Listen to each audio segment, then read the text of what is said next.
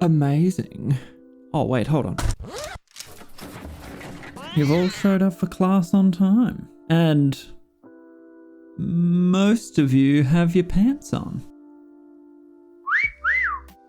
Pleasantries aside, the inaugural lesson for PoE Prep School will be on which character to play. Now, I get asked this question all the time.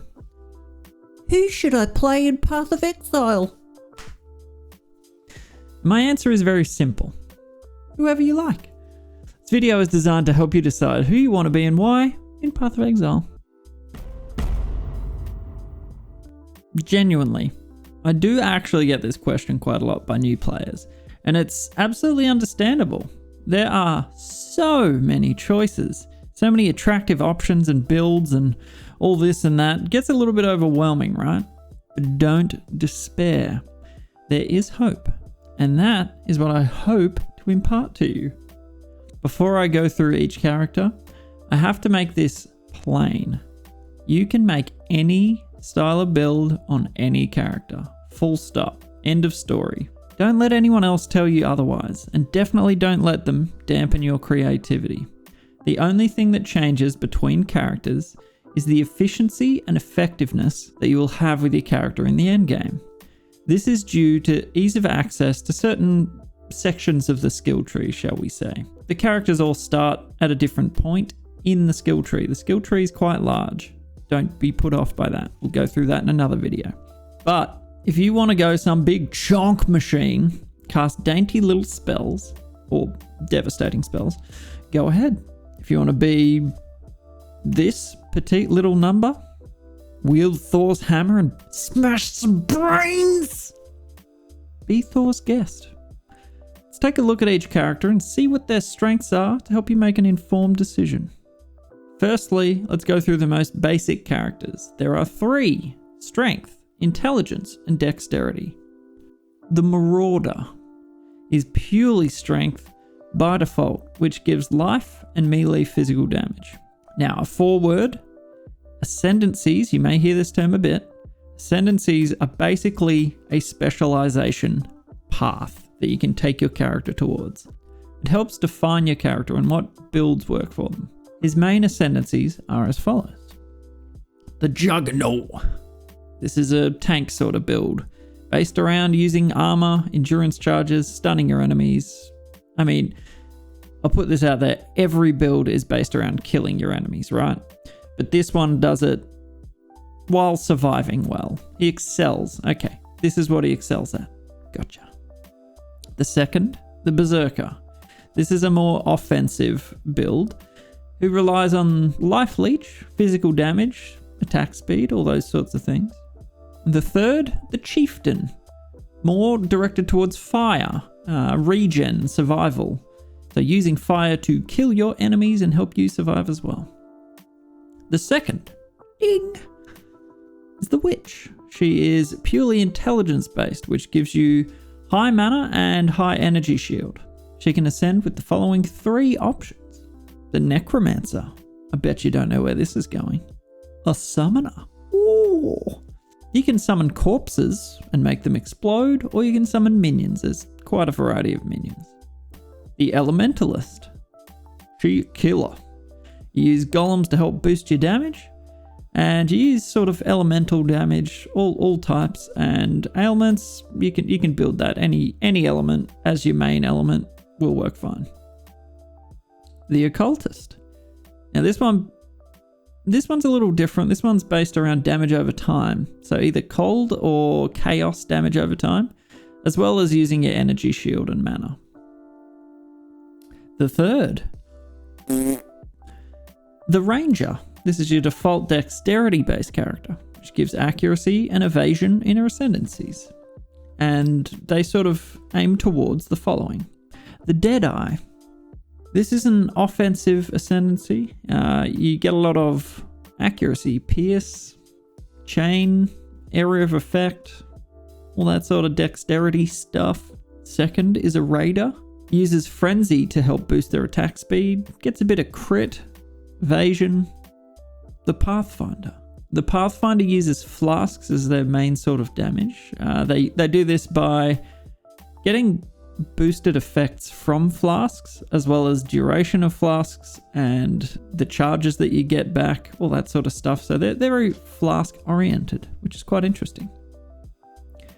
Okay, the next three are hybrids. So these are two different stat points are on about equal. So they're in a different point on the tree that will give you more flexibility to go towards different stats. So first up, we have the Templar. This old bastard is Strength and Intelligence hybrid. Strength, Intel. Okay, got it.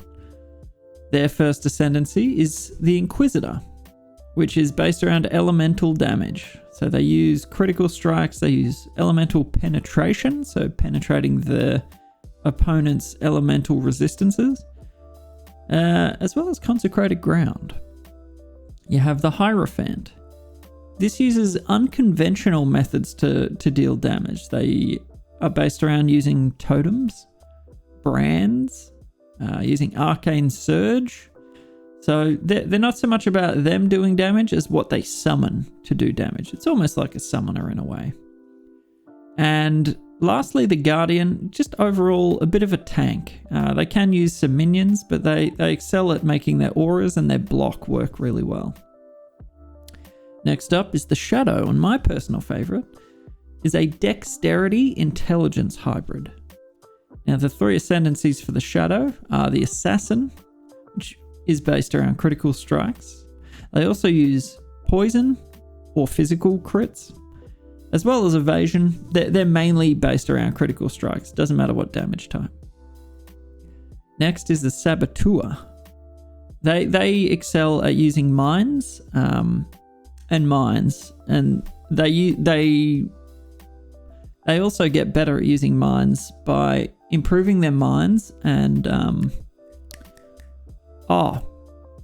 your mines. Next up is the Trickster. Now, this is a tricky one. This is a tricky one because they're sort of based around survival. They're hard to kill because they have so many layered defenses. The Ascendancy sort of based around chaos damage, energy shield, and evasion. But yeah, it's quite an interesting one. Not so simple, but still works well. Last but not least, we have the Duelist, which is a Strength and Dexterity hybrid. Now, the three ascendancies there are the Slayer, which is just a flat out killer. They use damage, AoE, and life leech. That's about it. The Gladiator chooses Bloodlust. So based around bleed damage, regular damage, and also surviving through block. And then the Champion. I'm a real toughie. They are based around permanent fortify and the effect of fortify, having banners to help them survive, as well as using impale to kill. And then there's a seventh character, ooh, cheeky, called the Scion. You can unlock this character when you find her in Act 3. Now, as a starter, I would not recommend using her until you have a fairly firm grasp on the game and how the ascendancies actually work. She is a blank slate. She starts in the dead center of your skill tree. And all three of her stats are actually equal. So basically, you can ascend. I'm going to put this as simple as I can. With the Scion, you can ascend. Her ascendancy is called the Ascendant. Right.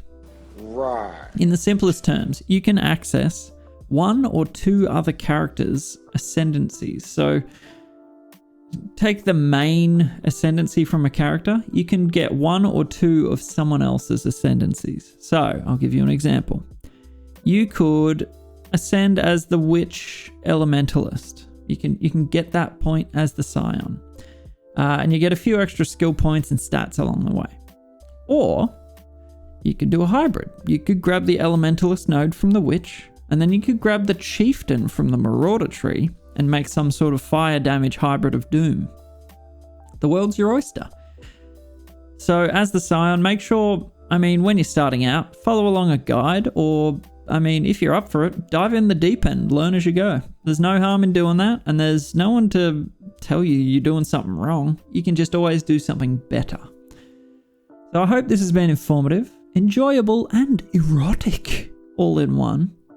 Make sure to... Today, What cock nerg.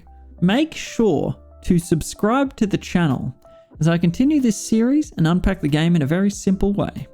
Also, thumb me good and hand in your homework in the comments section. Or, if you have any questions about the characters, topics you'd like me to cover, or anything else, just let me know down there. And thank you for watching. Remember, spread happiness. Not happy.